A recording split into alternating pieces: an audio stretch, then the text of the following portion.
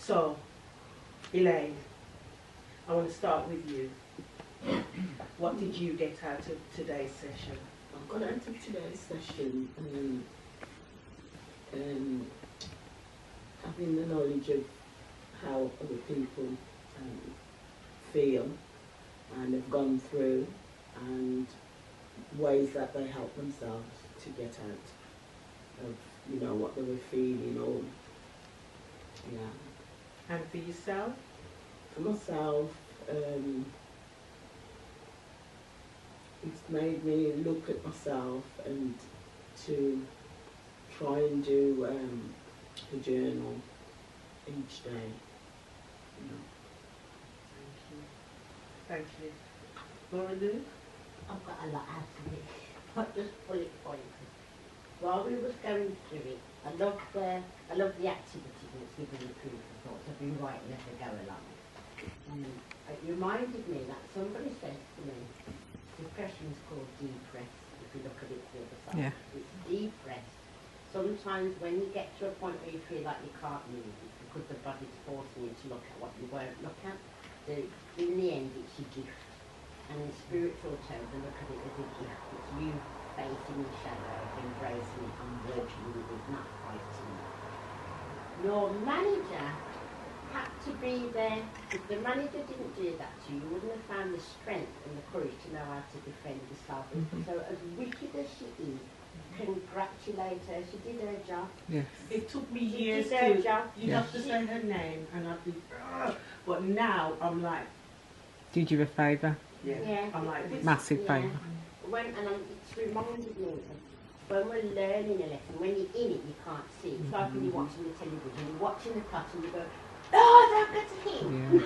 Yeah. But the people in it, but as the observer. Yes. So life is like that. When we tell someone that they're the observer, so she's narcissistic. Narcissistic people prey on people who are nurturing with high quality. Correct.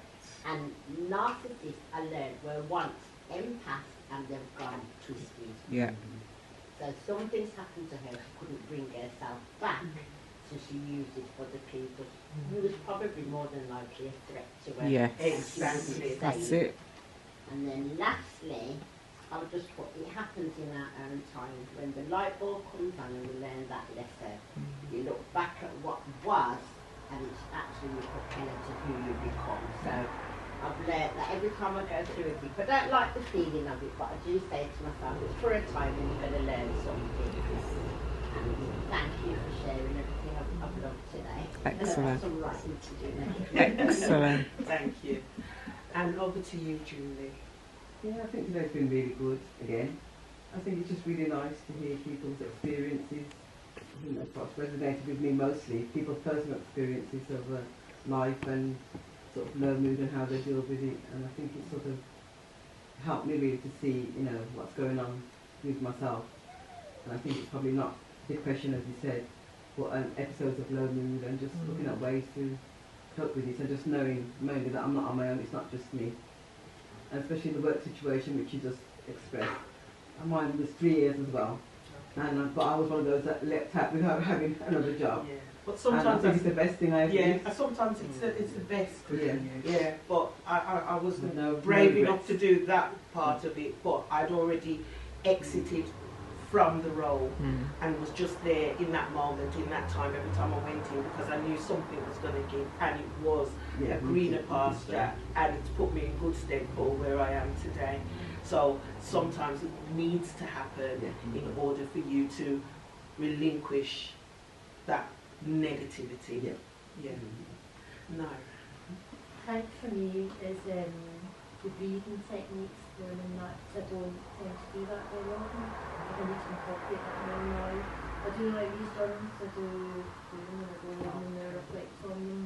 When you're thinking back about how many times, you know, gone through depression and you look at the list of depression, it's quite handy, and I'm like thinking, I have had all those symptoms and there have been triggers where I've had that, so I now know how many times I've been depressed. It's something I think you want to deny, but you have to face it. That's right. So, you know, listen to other people, you know, it's, people wanting that something, and it's the reality, and removing yourself out of those situations I think that's really hard, just mixing it and then removing yourself from there. So I think I'm probably at that stage at the moment in my life, removing myself. I have to, because self-care, self-compassion is very important to do. But I know myself, I don't give myself enough time. I'm always looking at other people and what can I do for them.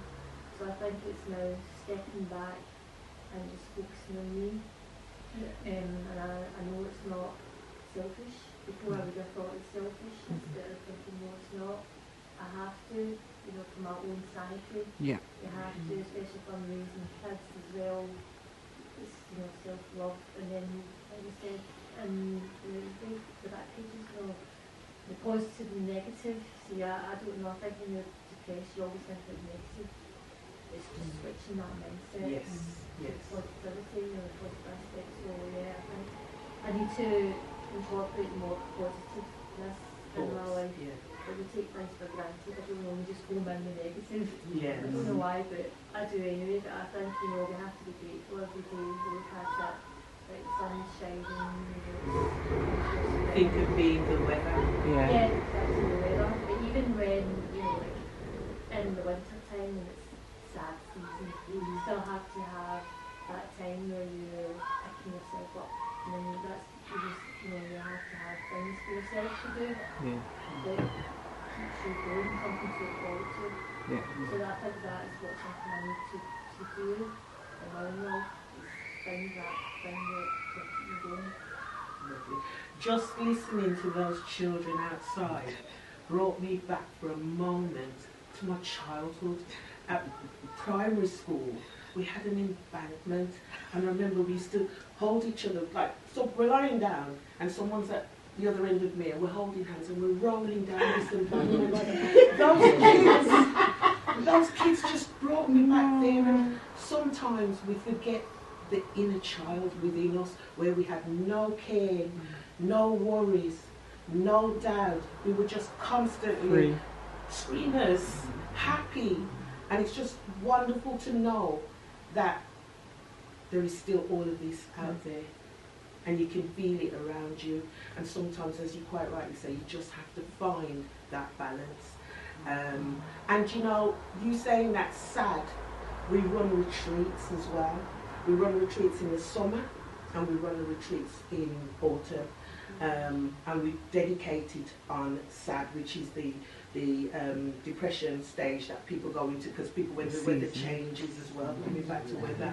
So we run those to give the women back their energy, back their spark, and to get them to go through the next winter months so that they can feel uplifted.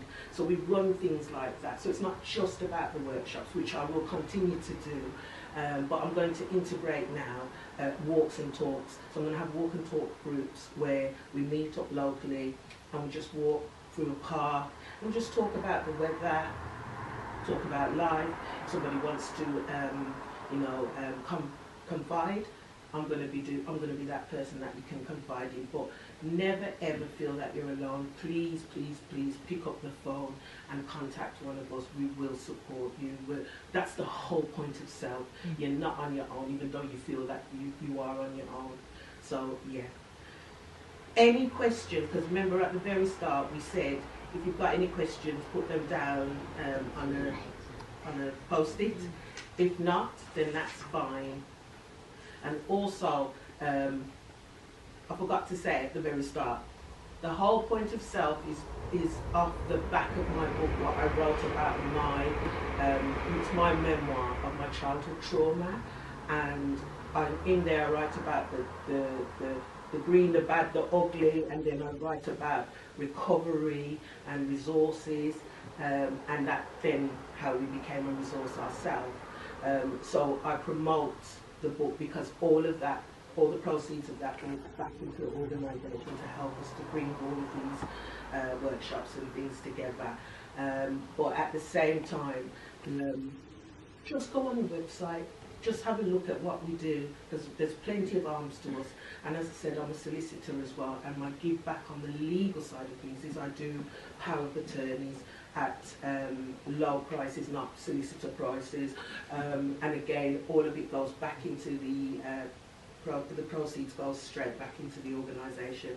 So if you, your family members, want to put your house in order, have someone to look after your affairs if you no longer have capacity, then that's what we do as well to support you to have all those things in place. So do utilise us.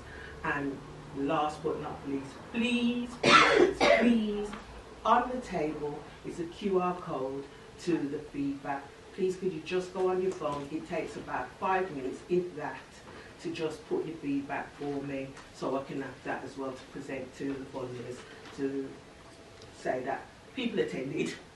I wasn't here on my own and they got something from it. But we've also recorded as well. So thank you so much, ladies. Thank you. Next month we're running Overthinking. The journal is being built as we speak. And yeah, we're looking forward to that one because I'm always in that bubble overthinking. Laura Lou just made that point about overthinking. Let's turn it into a positive. So thank you guys. Thank you. Thank you. I actually thought you were going to say next month we're running. It's running away. You're not running anywhere, John. You have to stay. Thank you. Yeah. Oh yeah. Do you mind taking pictures with me as a group Yeah. to present? Feedback sheet. Oh, you would do that just there. Because that's what you're doing. We're going to go on both of them.